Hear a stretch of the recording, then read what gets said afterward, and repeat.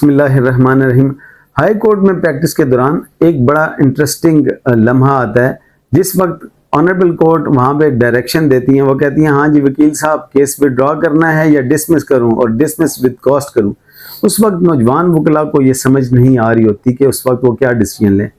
याद रखें, आपका केस बेल स्टेज पे अगर हैं, आपने बेल लगाई, आपने सुपुर्दारी लगाई या आप कोई इंटरिम ऑर्डर के अगेंस्ट आए हैं और वहाँ पे आप समझते हैं कि आपकी बेल खारिज होने वाली है, आपकी प्री रेस्ट या आफ्टर रेस्ट सपोज वो डिसमिस होने वाली है, और आप ये भी समझते हैं कि आपके पास कोई ऐसा ग्राउंड मौजूद नहीं जो यहाँ पे आप ऑनरेबल सुप्रीम कोर्ट में जाके या सुपीरियर कोर्ट में जाके आप एजिटेट करेंगे तो आप कंफर्म नहीं होंगे। जैसे कि अब हमारे पास तो ये होता है कि मुझे तो अब अल्हम्दुलिल्लाह ये होता है कि मैंने सुप्रीम कोर्ट में जाना है, तो उसके लिए नीचे अगर हाई कोर्ट डिसमिस भी कर देती है तो हम बड़ी दिलेरी से वो ऑर्डर लेके ऊपर जाते हैं। लेकिन अगर आपको ये पता हो कि आपकी पार्टी इस पोजीशन में नहीं, या वो इतना बियर नहीं कर सकती, या वो आपको सपोर्ट नहीं कर रही और वो सुप्रीम कोर्ट में भी नहीं जा सकते, तो जब आपके अगेंस्ट कोई भी ऑर्डर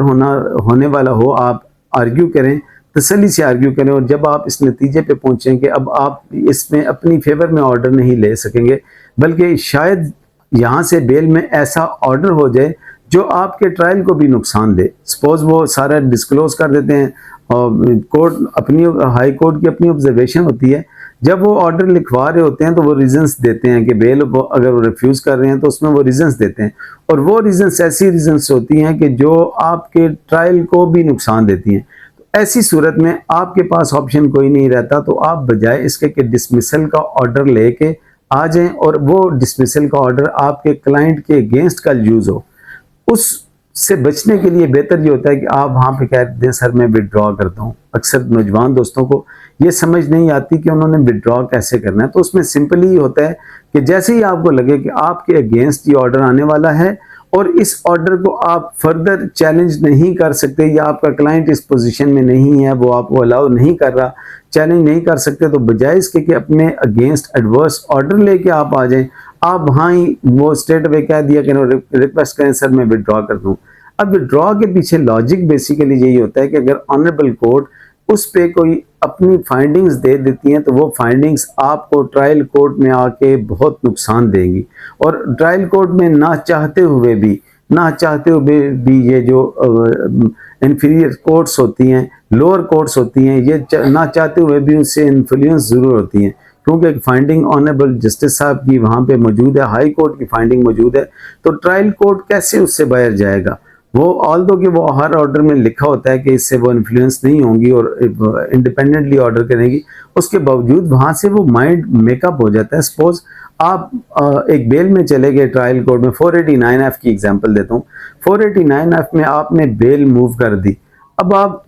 आपने जब बेल मूव की है तो बेल मूव करते करते आप इस नतीजे पे पहुंचे कि वहाँ पे सपोज आपकी पिटीशन में ऐसा है कि ऑनरेबल कोर्ट किसी ऐसे नतीजे पे पहुंचती है कि जहाँ से पता चल जाता है कि आपका जो डिसऑनेस्टी भी प्रूव हो रही है या बाकी भी इंग्रेडिएंट्स को हाई कोर्ट पूरी कर देगी, तो आपको फौरी तौर पे चाहिए कि आप कहें सर मैं इस हद तक मैं विड्रॉ करता हूँ, तो वो उसके अगेंस्ट फिर सिंपली वो विड्रॉल पे ऑर्डर हो जाता है कि डिसमिस एज विड्रॉन होती है, या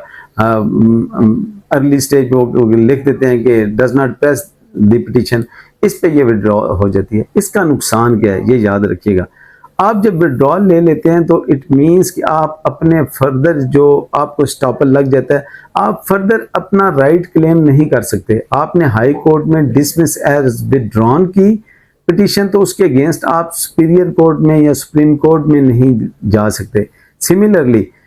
अब ये ऑर्डर आता है कि after arguing on some length, ये भी इसका मतलब ये होता है कि आपको केस का फेट पता चला, आपने विड्रॉ कर ली, तब भी आप दोबारा भी वहाँ पे फाइल नहीं कर सकते। तो इसलिए इसको देखा करें, इसको नतीजे में देखा करें। जैसे पिछले दिनों मैं एक 9C के केस में मैंने बेल मूव की, तो ऑनरेबल हाई कोर्ट ने मुझे ऑर्डर फरमाया कि आप विड्रॉ कर लें,